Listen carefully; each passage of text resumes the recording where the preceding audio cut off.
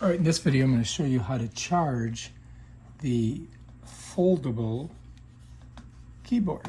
If you look here, you're going to see there's a USB-C port.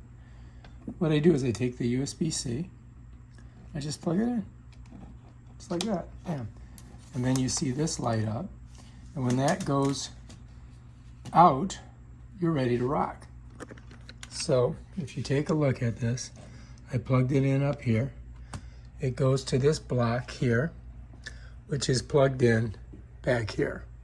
So we're just going to wait for that to charge, and when it's done, we should see that light go out. Okay, we came back a couple hours later, and if you notice, that light has gone out, so that means that this keypad, this foldable keypad, is now completely charged. If you want, you can just go ahead and remove the USB-C from there and pull it off.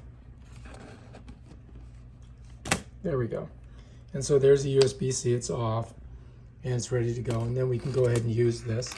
I'll just put this back there. All right, if you like this video, subscribe to my channel and check out my other awesome videos where I show you stuff like this keyboard. Peace out.